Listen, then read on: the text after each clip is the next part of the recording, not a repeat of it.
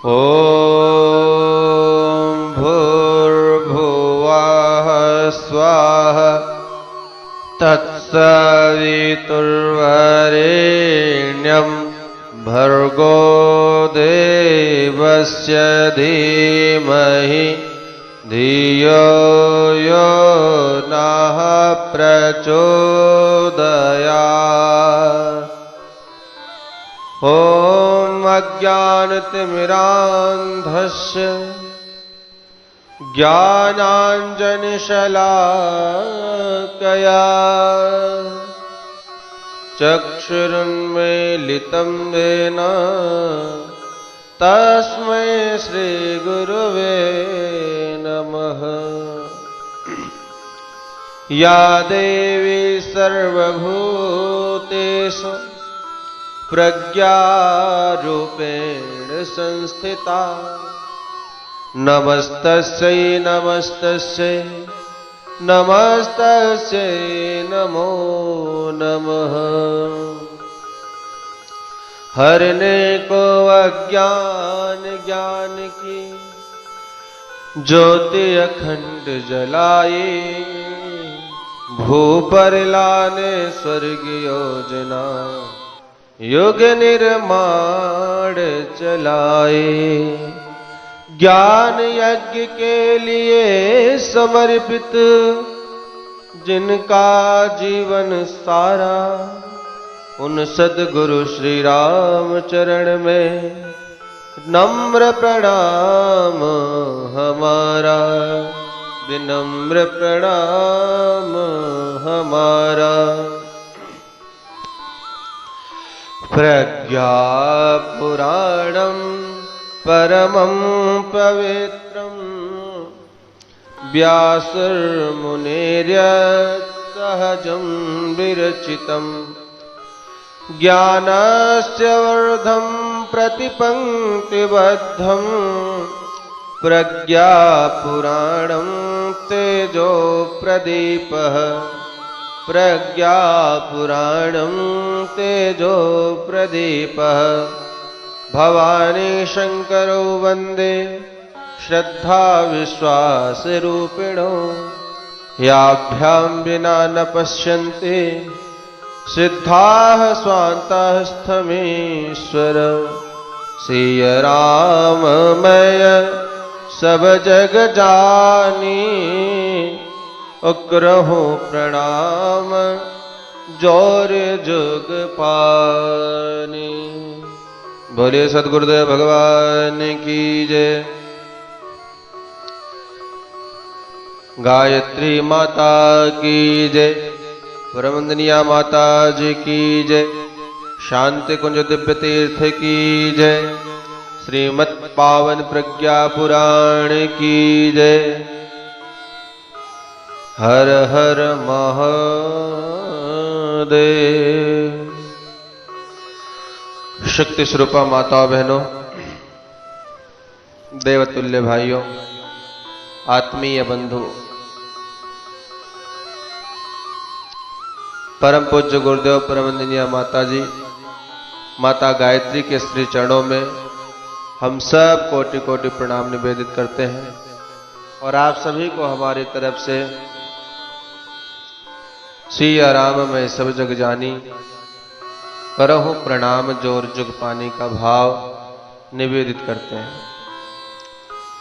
कल की कथा में आप सभी लोगों ने श्रवण किया कि भगवान विष्णु जी नारद जी से कहते हैं कि हे नारद, इन दिनों जो भी समस्याएं दिखाई देती हैं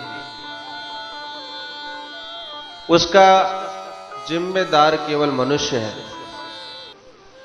क्योंकि आज उसका चिंतन बिगड़ गया है और चिंतन के बिगड़ने का परिणाम उसका आचरण बिगड़ गया है और आचरण बिगड़ने से आज वह दुख को प्राप्त कर रहा है। भगवान विष्णु ने स्पष्ट कहा है, अचिंत चिंतना जाता। अचिंत चिंतन का परिणाम रोग शोक कलह भय और विनाश को दावत देता है। शरीर में रोग, मन में शोक, परिवार में कलह और समाज में भय का वातावरण बना रहता है। इससे भी आगे भीषण विभीषिकाएं धरती के अस्तित्व तक को चुनौती दे रही हैं। आज मनुष्य ने धरती पर भयावह स्थिति पैदा कर दी है। ऐसा लगता है कि चारों तरफ सिर्फ विनाश ही विनाश है। यह जान करके नारद जी बहुत दुखी हुए। तो भगवान से नारद जी कहते हैं, प्रभु क्या सर्वनाश हो जाएगा? भगवान ने कहा, नारद ऐसा कुछ नहीं होगा। भगवान आगे कहते हैं, ईदृश्याम च दशायां तो स्वप्रतिज्ञानुसारतः जाता नवावतारस्य व्यवस्थायाः स्थिति स्वयं प्रज्ञावतार नाम्ना च युगस्यास्यावतारिकः भूर्लोके मानवानां तो सर्वेषां हि मनः स्थितौ। भगवान कहते हैं कि ऐसी दशा में अपनी प्रतिज्ञा अनुसार नए अवतार की व्यवस्था मैंने बना दी है। प्रज्ञावतार नाम से इस युग का अवतरण भूरलोक में मनुष्य समुदाय की मन स्थिति एवं परिस्थिति में भारी परिवर्तन करने जा रहा है। सृष्टि क्रम में इस प्रकार का 24वां निर्धारण है। आस्था संकट के दौर में भगवान ने हमेशा अपनी प्रतिज्ञा को पूरी की है। ऐसी परिस्थिति में ईश्वरीय सत्ता के अवतरण का उद्देश्य केवल एक ही रहता है। गीता में भगवान कहते हैं, यदा यदा हि धर्मस्य ग्लानिर्भवति भारत अभ्युत्थानम् अधर्मस्य तदात्मानं सृजाम्यहम् परित्राणाय साधूनां विनाशाय च दुष्कृतां धर्म संस्थापनार्थाय संभवामि युगे युगे। इसी बात को प्रातः स्मरणीय पूज्यपाद गोस्वामी तुलसीदास जी ने श्री रामचरितमानस में कहा है कि जब जब हो धर्म के हानि बाढ़ई असुर अधमय अभिमानी तब तब धरि प्रभु विविध शरीरा हरहि कृपा निध सजन पीरा। और भगवान क्या करते हैं, असुर मार थापहि सुरन राखहि निज सुत से जग विस्तारहि विशद यस राम जन्म कर है। जब जब इस धरातल पर अत्याचार भ्रष्टाचार अधर्म बढ़ता है तब तब भगवान का अवतार होता है। भगवान इस धरती पर 5 कार्य करने के लिए आते हैं। पहला कार्य उनका होता है अधर्म का नाश करना, और दूसरा धर्म की स्थापना करना, तीसरा दुष्टों का संहार करना, चौथा सज्जनों की रक्षा करना, और 5वां आसन्न संकट का निवारण करना।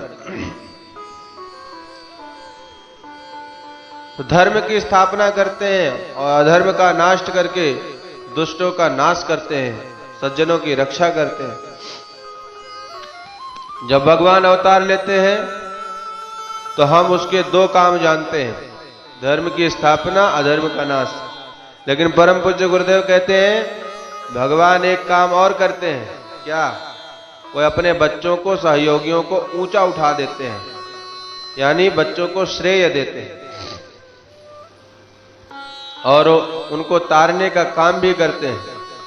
और जैसी परिस्थितियां होती हैं वैसे अवतार लेते हैं। जब जब पीड़ित पाप पतन से यह धरती यकुलाती तब तब नए रूप धर धर के इस चेतना आते करने हल्का भूखा भार, करने हल्का भूखा भार, करने हल्का भूखा भार आते धरती पर अवतार। जब जब पीड़ित पाप पतन से यह धरती अकुलाती, जब जब पीड़ित पाप पतन से यह धरती अकुलाती, तब तब नए रूप धर धर कर ईश चेतना आती, करने हल्का भूखा भार आते धरती पर अवतार, करने हल्का भूखा भार आते धरती पर अवतार, आते धरती पर अवतार। नारद जी ने कहा, भगवान आपके द्वारा समय समय पर लिए हुए अवतारों पर थोड़ा प्रकाश डालिए कि आपका अवतार कब कब किस किस रूप में हुआ, थोड़ा बहुत बताइए। तब भगवान विष्णु ने नारद जी को अपने पूर्व के अवतारों के बारे में बताया। पहला अवतार भगवान का मत्स्य अवतार हुआ। हयग्रीव ने वेद और मनुष्य के बीज को चुरा करके समुद्र में छिपा दिया था, अर्थात वेदों के पठन पाठन पर रोक लगा दिया था और बच्चों के जन्म होने में प्रतिबंध लगा दिया था, जिससे ज्ञान एवं वंश वृद्धि का स्रोत ही समाप्त हो जाए। मनु महाराज चिंतित हुए, समाधान के लिए कठोर तप किया। सूर्य भगवान को अर्घ्य देते समय उनके अंजलि में नन्ही सी मछली आई, उन्होंने उसको संरक्षण दिया। बड़ी होकर के उसी ने हयग्रीव का विनाश किया और वेद तथा मनुष्य बीज मनु को महाराज ने सौंप दिया। वही मत्स्य अवतार कहलाए। दूसरा अवतार भगवान का कूर्मा अवतार हुआ, यानी कश्यप अवतार हुआ। बहुमूल्य संपदा समुद्र में छिपी हुई थी, उसे निकालना था, पर बहुत बड़ा पुरुषार्थ करना था। लेकिन यह कार्य केवल देवताओं के बस की बात नहीं थी। तब देवता और दानवों में समझौता हुआ, समुद्र मंथन किया। पर्वत जब धंसने लगा तब भगवान का कूर्मा अवतार हुआ। कश्यप भगवान ने पर्वत को अपने पीठ पर धारण किया और समुद्र मंथन में सहयोग किया। वही कश्यप अवतार कहलाए, जिन्होंने मंदराचल पर्वत का भार उठाया। तीसरा अवतार भगवान का हुआ वाराह अवतार। एक राक्षस पैदा हुआ जिसका नाम था हिरण्याक्ष। हिरण्याक्ष का मतलब जिसकी नजर सोने पर हो। हिरण्य का मतलब सोना और अक्ष का मतलब आंख,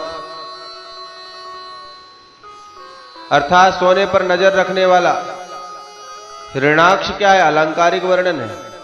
हिरण्याक्ष को ऐसी शक्ति प्राप्त थी कि धरती पर जहां भी सोना दिखाई पड़ता उसे हड़प लेता था। कहते हैं कि धरती का सारा सोना, सारी संपत्ति चुरा चुरा करके समुद्र में रख दिया था और चारों तरफ से मल कीचड़ का दीवार बना दिया ताकि कोई यहां पहुंच ना सके। अब ऐसी जगह तो केवल वराह यानी सुअर ही जा सकता है।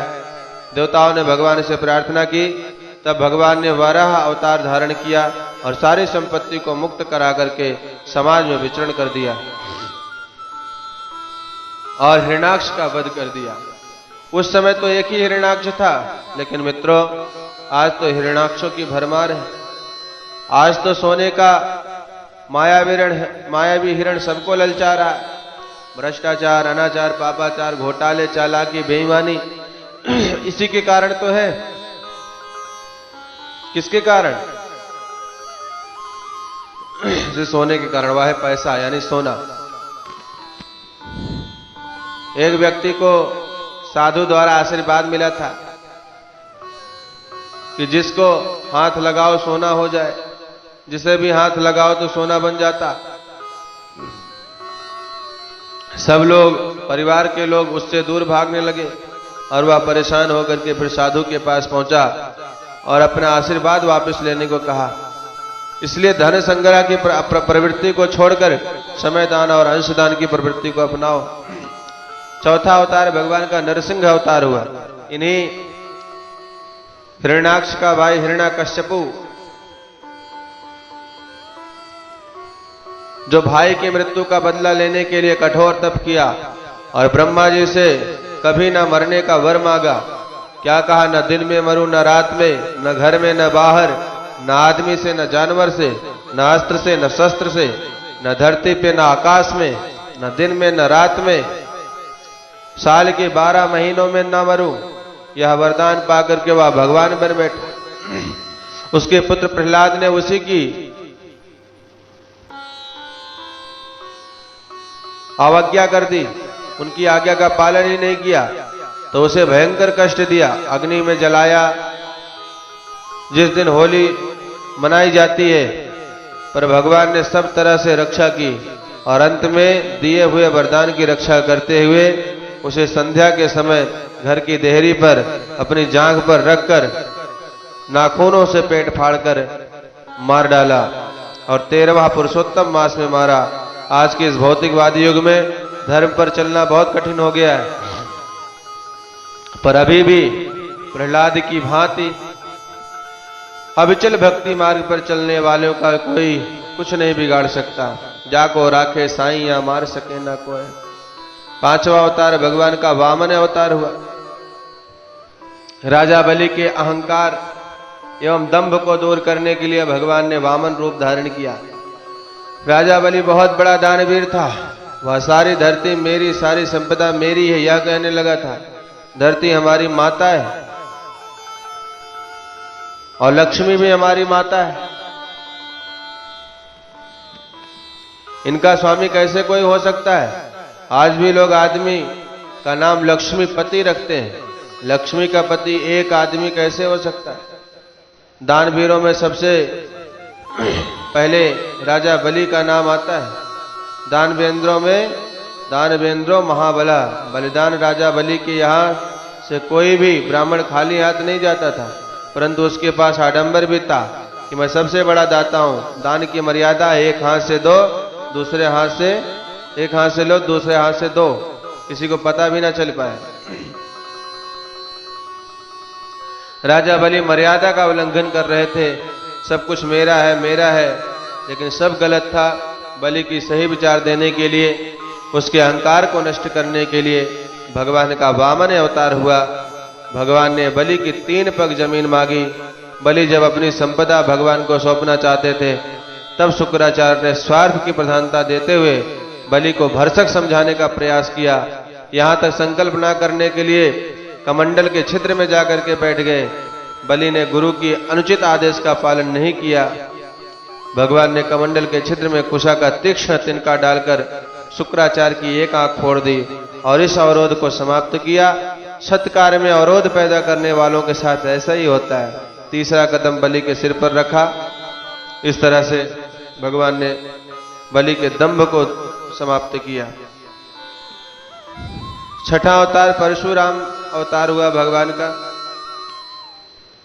उन्होंने 21 बार अत्याचारियों के सिर काटे, दुर्बुद्धिग्रस्त लोगों का विचार परिवर्तन किया। परशुराम ने आताताई सहस्रबाहु की भुजाओं को काट फेंका। स्वार्थी आताताई कुछ लोगों को लालच के कारण अपने आतंक से अपने समान शक्ति वाला बना लेते हैं। उनकी हजारों भुजाएं होती हैं। उन सहस्त्र समर्थकों के कारण वे अजय दिखते हैं। परशुराम भगवान ने उनके स्वार्थ एवं समर्थकों की भय की भावनाओं को काटते हैं। एक एक करके हाथ कट जाने पर भीषण असुरता निरीह की तरह परास्त हो जाती है। इस क्रांतिकारी योजना के अनुसार उन्होंने फावड़ा चलाकर हरितिमा संवर्धन किया। इसी प्रकार परम पूज्य गुरुदेव का विचार क्रांति अभियान चल रहा है। दृष्टिकोण बदलने से ही परिवर्तन हो सकता है। 7वां अवतार श्री राम अवतार। भगवान का 7वां अवतार श्री राम का है। असुरता को हटा करके देवत्व की स्थापना के लिए जन्म लिया। ऋषि विश्वामित्र के यज्ञ में विघ्न डालने वाले मरीचि सुबाहु ताड़का को मारा तथा यज्ञ की रक्षा की। भगवान राम ने लोक मंगल, लोक आराधना को जीवन का सर्वोच्च लक्ष्य माना था। भगवान राम को रावण से सीता को छुड़ानी थी, मात्र इसलिए लंका युद्ध नहीं हुआ।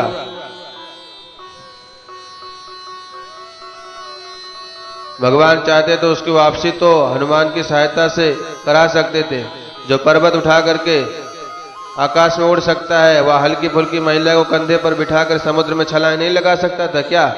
राम जी का बड़ा उद्देश्य था, उस समय की असुरता को नष्ट करना था।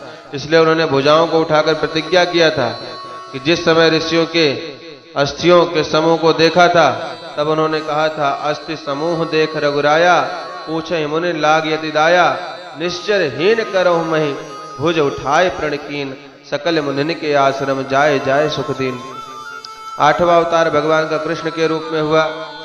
श्री कृष्ण को पूर्ण पुरुषोत्तम कहा जाता है। उस युग की फैली हुई अनीति एवं मूढ़ता को समाप्त किया था। अनीत करने वाले तृणावर्त, अघासुर, बकासुर, पूतना आदि को उन्होंने बचपन में ही मार दिया था और थोड़े बड़े होने पर अन्यायी राजा कंस से भिड़ गए। वो राज्य को मिटाकर स्वराज्य की स्थापना की। ग्वाल बालों के साथ रहे, गोपियों के साथ रहे, रास रचाया, अपने हक के लिए उन्हें लड़ने की प्रेरणा दिया, साहस उत्पन्न किया, महाभारत की योजना बनाई। महाभारत के युद्ध के समय अर्जुन को गीता का उपदेश दिया, धर्म की विजय, अधर्म का नाश किया। राम और कृष्ण दोनों का उद्देश्य एक ही था, धर्म की स्थापना एवं अधर्म का नाश किया। किंतु दोनों में बहुत अंतर था। राम सूर्यवंशी रघुकुल नायक थे, तो कृष्ण यदुवंशी यदुकुल नायक थे। राम का जन्म राजमहल में हुआ, कृष्ण का जन्म जेल में हुआ। राम का जन्म दिन में 12 बजे, कृष्ण का जन्म रात्रि में 12 बजे। कृष्ण जन्म के समय पानी बरस रहा था और राम के जन्म के समय धूप थी। राम कष्ट में रहे, कृष्ण हंसते रहे। ये दोनों महापुरुष आज भी आदर्श मान करके पूजे जाते हैं।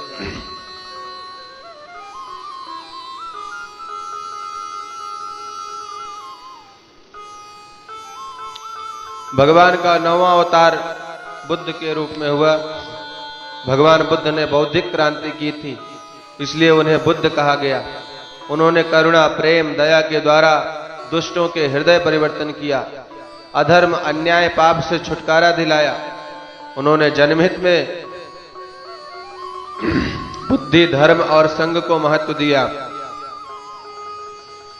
तप और पुरुषार्थ किया। बुद्धावतार बुद्धिवाद के तर्क और औचित्य का समर्थन करने जन्म लिया। यज्ञों के नाम पर पशु हिंसा से बहुत दुखी थे। बुद्ध आजीवन बुद्धम शरणम गच्छामि, संघम शरणम गच्छामि, धर्मम शरणम गच्छामि का मंत्र दिया और धीरे धीरे लोग उनसे जुड़ते हुए चले गए। बिंबसार, हर्षवर्धन जैसे संपन्नों, आनंद, कुमारिल, मोदांगायन विद्वानों का भी सहयोग मिला। देखते देखते सारी बुराइयां समाप्त होती चली गई। लोगों में पशु हिंसा का दोष अनुभव हुआ। धर्म चक्र से प्रजाओं का कल्याण हुआ।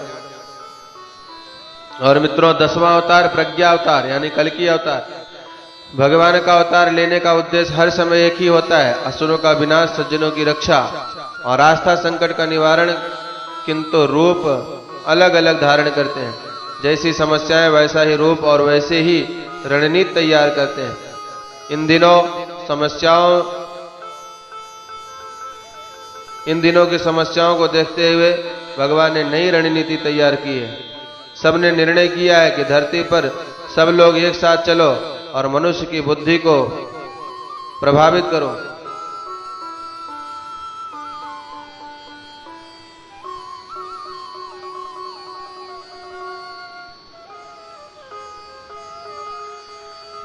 क्योंकि जब जब जो आसुरी शक्तियां, उनने निर्णय किया है कि अब की बार धरती पर सब एक साथ चलो और सबके मस्तिष्क में घुस करके उनकी बुद्धि को प्रभावित कर दो। क्योंकि जब जब हम धरती पर एक एक करके गए, तब तक हमारी शक्ति कितनी भी रही हो, परंतु हम मारे गए। इसलिए इस समय हम सबको एक साथ धरती पर चलना चाहिए और मनुष्य की बुद्धि बिगाड़कर दुनिया का विनाश करना चाहिए। फिर देखते हैं कि भगवान हमें कैसे मारता है।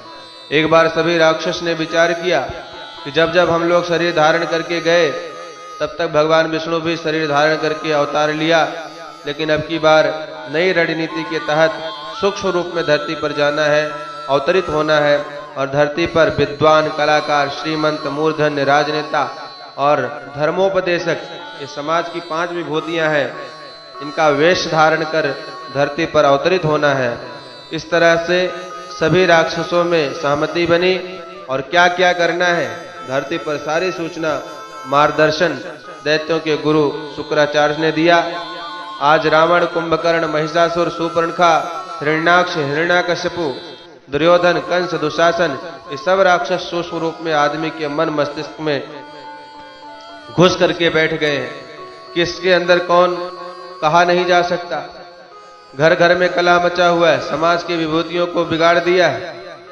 रावण ने सीता को चुराकर अशोक वाटिका में रखा था, लेकिन सीता माता के साथ कोई जबरदस्ती नहीं किया, स्पर्श भी नहीं किया, और आज की स्थिति बिल्कुल विपरीत हो गई है।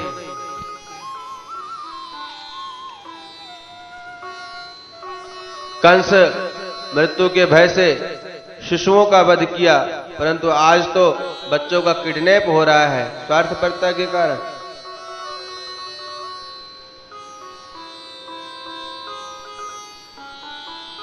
दुशासन ने द्रौपदी का चीरहरण किया था, परंतु आज के दुशासन ने आसुरी रणनीति बनाई है। ऐसा षड्यंत्र किया है कि आज द्रौपदी अपने कपड़े स्वयं उतार रही हैं, फिल्म विज्ञापन में अपने कपड़े उतार रही हैं। आज नारियों के अंदर शूर्पणखा घुस गई है, नग्न चित्र लगाए जा रहे हैं, खेलों में छोटे छोटे कपड़े पहनती हैं। नारियों की जो पूरा वस्त्र पहनना चाहिए था वह आज आधे वस्त्र पहन रही है, पुरुष पूरे पहन रहे हैं। भस्मासुर, वैज्ञानिकों ने बड़े बड़े विनाशकारी हथियार बना लिए, कब दुनिया को भस्म कर दें कोई पता नहीं। ऐसी मिसाइलें बनाए कि धरती की कई बार नष्ट कर सकते हैं। हिरण्याकश्यप के रूप में कौन है? साधु के वेश में पाखंड फैला रहा है। कोई बच्चा रात को जब नहीं सोता तो माँ कहती सो जा, नहीं तो बाबा जी आ जाएंगे। ऐसी परिभाषा हो गई, धर्म में पाखंड फैलाया है। कलाकार प्रतिभावान कला को बेच रहे हैं, माता सरस्वती रो रही हैं, व्यापारी मिलावटखोरी कर रहे हैं, जमाखोरी कर रहे हैं, काला बाजारी में लगे हुए। किसी ने कहा कि आज हर जगह मिलावट है, लेकिन पता नहीं क्यों इंसान क्यों मिलकर के नहीं रहता।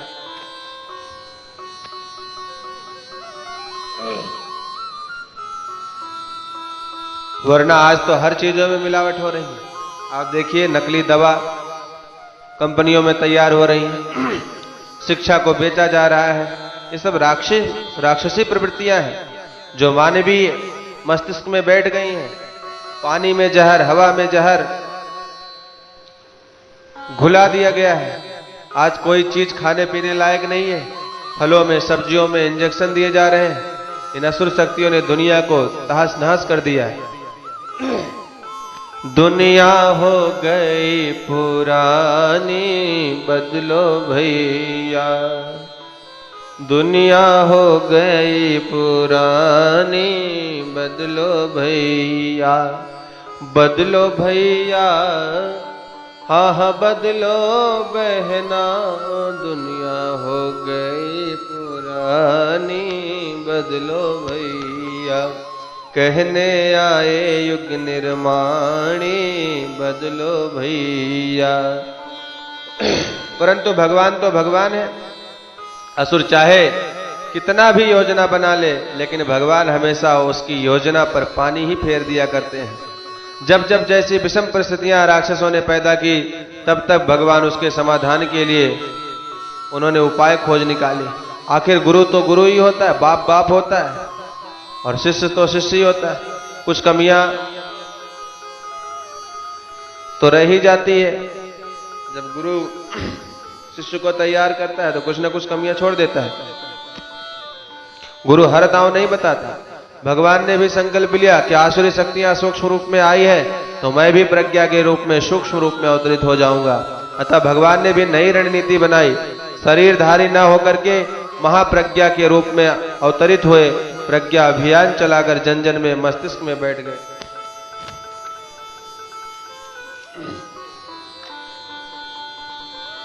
असुरता का विनाश करने का संकल्प लिया। तब जन जन में देवत्व के उदय, धरती पर स्वर्ग का अवतरण करने का उद्घोष किया। अवतरित हुई मां गायत्री, युग शक्ति बनी निश्चय जानो। आ गया समय युग बदलेगा, इस काल शक्ति को पहचानो। निराकारत्व हेतोश्च प्रेरणां कर्तुमीश्वरः शरीरिणश्च गृह्णामि गतिसञ्चालने ततः अपेक्षन्ते वरिष्ठात् आत्मनः कार्यसिद्धये अग्रदूतानिमान् कर्तुं पुषणं ज्ञानविश्व सर्वथा। इसलिए